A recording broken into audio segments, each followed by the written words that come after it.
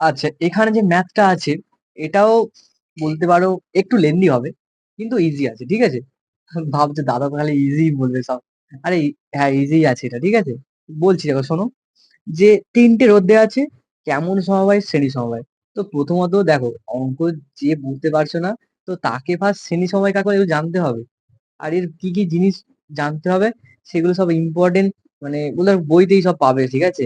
আমি একটু বলে দিই এখানে যেটা জানতে হবে। ধরো হচ্ছে তিনটে রোদ, যতই রোদ থাকুক না কেন, ধরো আমি এখানে তিনটে রোদই আঁকছি, কেমন আছে শ্রেণী সমবায় আছে, ঠিক আছে? শ্রেণী সমবায়টা আছে। তো এই রকম অবস্থাতে এই প্রত্যেকের মধ্যে একই পরিমাণে আধান প্রবাহ, মানে একই প্রবাহ মাত্রা প্রবাহ হয়, মানে প্রত্যেকের মধ্যে আইটা সমান থাকে। এতেও যেমন পরিমাণে তড়িৎ প্রবাহ হয়, এতেও তেমন হয়, এতেও তেমন হয়। শুধু কি, প্রত্যেকের বিভব প্রভেদটা আলাদা। মানে দেখো, এই রোধটা কোথায় শেষ, মানে শুরু কোথায়, এখান থেকে শুরু, মানে এখান থেকে শুরু, এরপর এই রোধের প্রান্ত এখানে শেষ। তাহলে এর ভোল্টেজের বিভব পার্থক্য কত? এই এ আর বির মধ্যে যতটা হবে সেটা। এই রোধটা কেমন, বি থেকে শুরু, ধরো এখানে সি তে শেষ। এটা কেমন, এটা ডি তে ধরো শেষ। দেখো প্রত্যেকের যে রোধের যে শুরু আর শেষ দুটো আলাদা, এর ক্ষেত্রে আলাদা, এর ক্ষেত্রে আলাদা, প্রত্যেকের ক্ষেত্রে আলাদা, কারণ এগুলোর ক্ষেত্রে বিভব পার্থক্য আলাদা, ঠিক আছে? তো এটা জানতে হবে না, ঘাবড়াতে হবে না।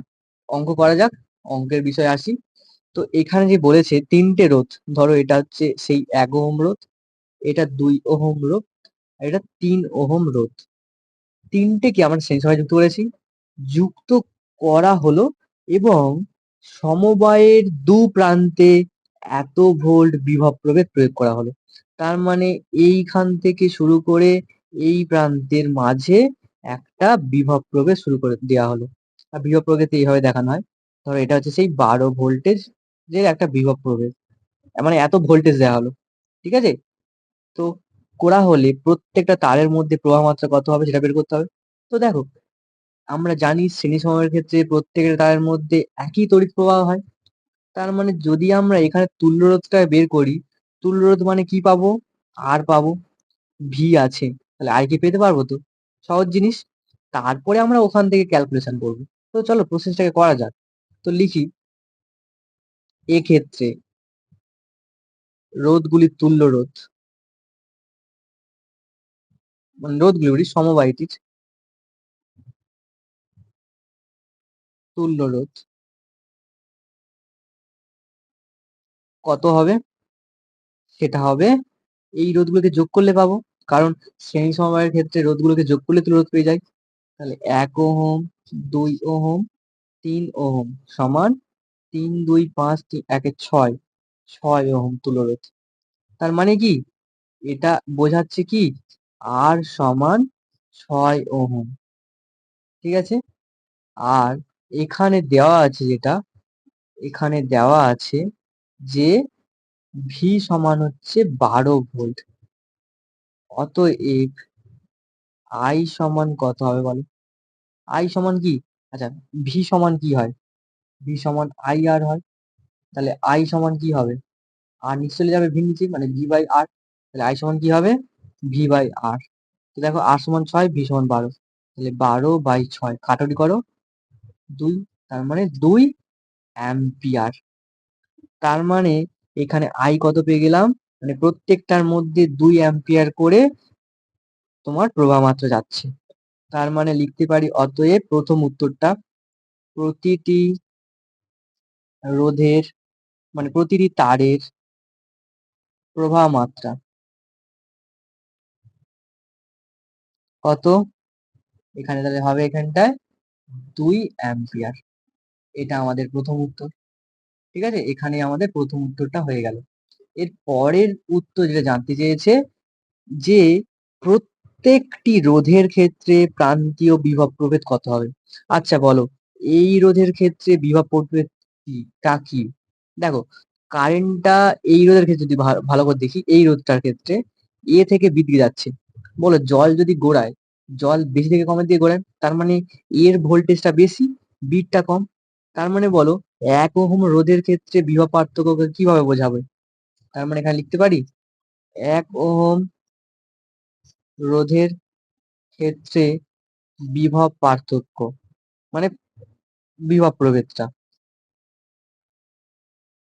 সেটা কি? বিভব প্রভেদ সমান সেটা কি?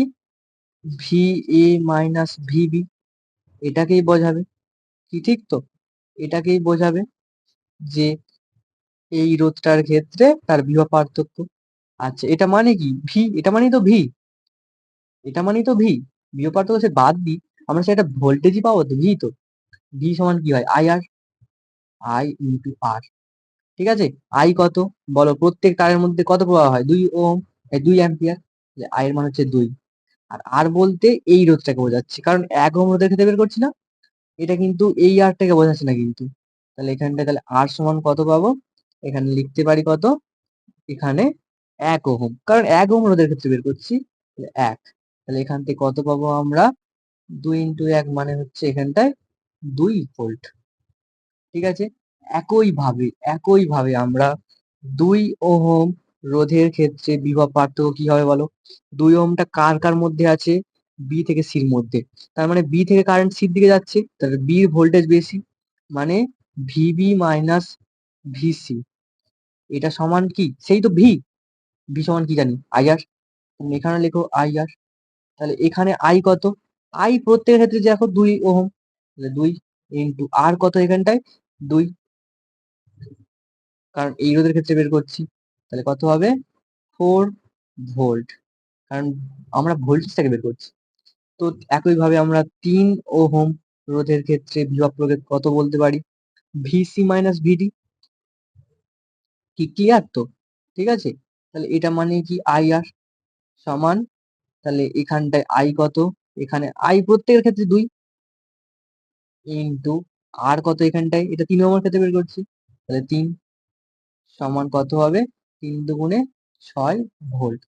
তো এটাই হচ্ছে আমাদের উত্তর, যে প্রত্যেকটা রোধের ক্ষেত্রে বিভব প্রভেদ কত হবে সেটা এই দেখো এই কটা বলে দিচ্ছে, আর প্রত্যেকটা তারের মধ্যে প্রবাহ মাত্রা এটা রিপ্রেজেন্ট করছে। তো এটাই আমাদের ফাইনাল উত্তর।